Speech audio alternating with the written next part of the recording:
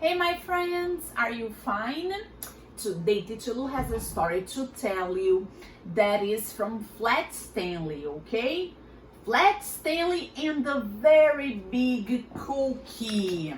My friends, let's see this one. Stanley Lamb Chop lived with his mother, his father, and his little brother Arthur. Stanley was 4 feet tall, about a foot wide, and half an inch thick. He had been flat ever since a bulletin board fell on him. People in Stanley's town liked having a flat boy around, especially since Stanley was always willing to lend a hand, or even a whole arm. He helped the librarian reach books that slipped under the stacks. He helped the dentist smooth out the new wallpaper in his office.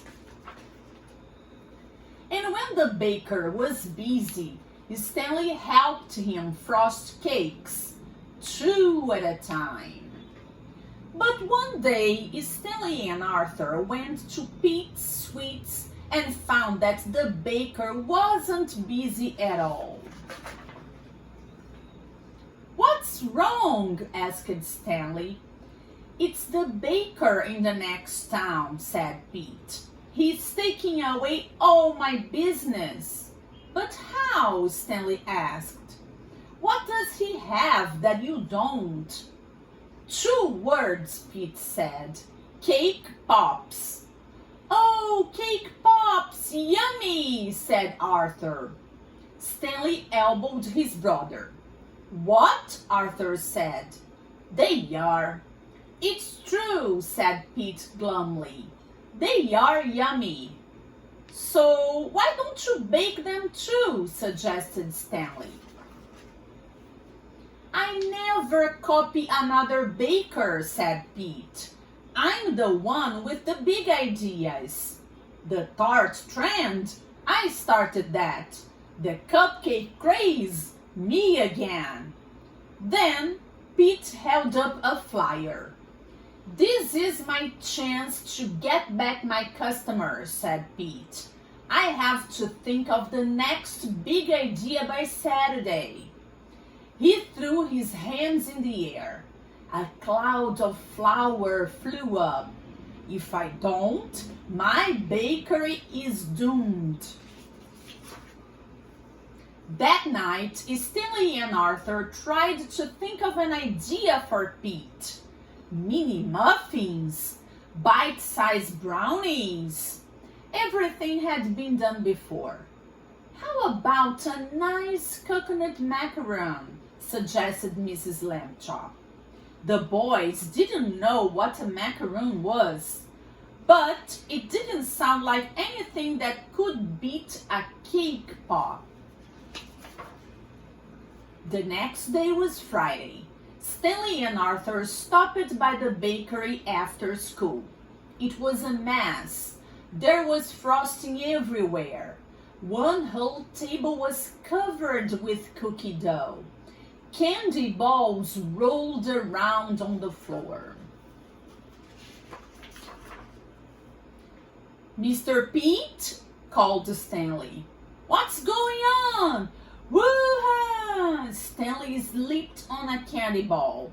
His flat arms made a windmill as he tried not to fall. Pete came out of the kitchen just in time to see Stanley land smack face first in the cookie dough. Arthur peeled his brother off the dough. There was a Stanley-shaped dent in it. "I'm so sorry, Pete," said Stanley. But Pete was staring at the dent with a strange smile on his face. "The next big idea," he said. "It's big." Pete started racing around the bakery. The boys didn't know exactly what his plan was, but they pitched in. Stanley and Arthur helped mix a giant batch of cookie dough. They rolled it out on the table. Then Pete pulled up a chair. Stanley, would you climb up here and fall on the dough again? Okay, said Stanley. But does it have to be face first this time? Pete grinned and shook his head. Stanley got up on the chair. He took a deep breath and fell backward. Perfect, said Pete. Arthur, pull away the extra dough. Pete and Arthur pulled and pulled. Then they helped Stanley stand up.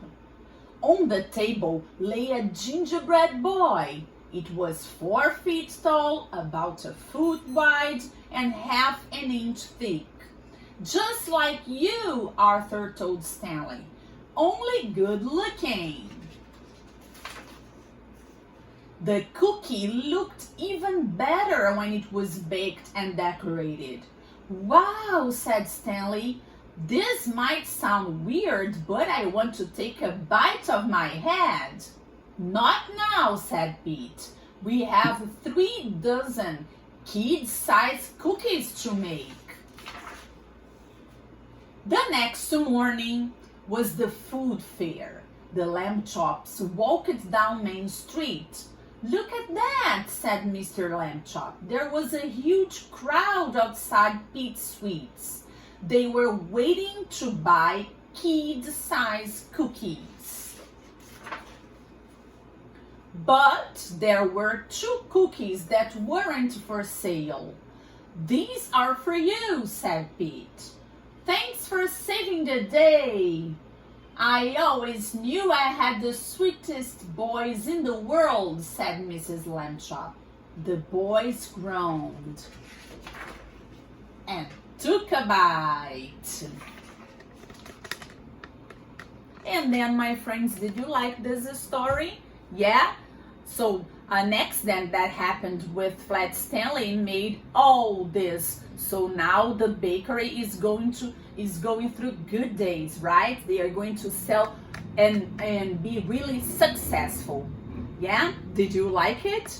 Yeah? Do you like to eat cookies?